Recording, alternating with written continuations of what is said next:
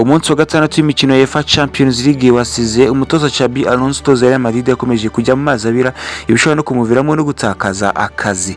No nyuma yo gutsindwa 2-1 na Manchester City basanze iwabo, gusa nubwo atari bafite rutayizamu bugenderwaho Kylian Mbappe rote kubera ikibazo cy'imvune, abenshi batunguwe na performance y'umunya Brazil Rodrigo Goes nyuma y'imikino irenga 31 atabasha kubona incundaro yongeye gutsinda igitego mu ijoro rya Rayirike. Ifashijwemo n'umwongereza Noni Madika yagize ijoro ry'agahebuzo yafasha Arsenal gutsinda Club Brugge 3-0, harimo ibitego 2 byatsinzwe n'umwongereza Noni Madueke. Juventus yatsinze Pafos 2-0. Ekipe ya Ajax Amsterdam nyuma y'imikino 6 yabonye amanota 3 ya mbere ubwo yatsindaga Karabag ibitego 4-2.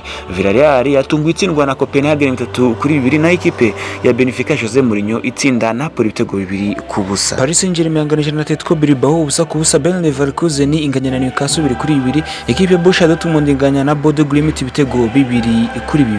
Naho tugarutse ku mikino yarabaye kuri uyu wa kabiri, ekipe ya Liverpool n'umutoza Arne Slot bongeye guhumeka ubwo batsindaga Inter de Milan bisanze iwabo mu Butaliyani igitego 1-0 cyatsinzwe kuri penalty na Szoboszlai. Chelsea nyuma yo gutsinda Barcelona 3-0 imaze imikino 4 yikurikiranye itaratsinda n'umwe, yongeye gutsindwa na Atalanta ibitego 2-1. Ekipe ya Ifite Barcelona ifashijwemo na myugariro wabo Jules Koundé bayifashije gutsinda Frankfurt ibitego 2-1.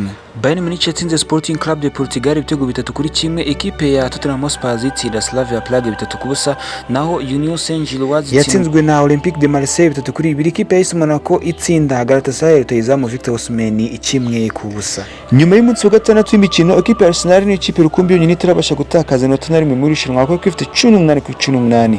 Bayern Munich nikurikiye imaze gutakaza umukino umwe bwonyine.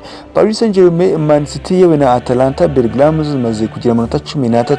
Inter de Milan, Real Madrid, Atletico Madrid yewe na Liverpool ku mwanya wa 9 zifite amanota 12. Nujye gushaka Chelsea ku mwanya 13 n'amanota 10, yewe Barcelona ku mwanya 15 na ifite amanota 10. Bibe byiza kuri mwese nk'ibisanzwe, njye nitwaga journalist Jibril. Ciao ciao.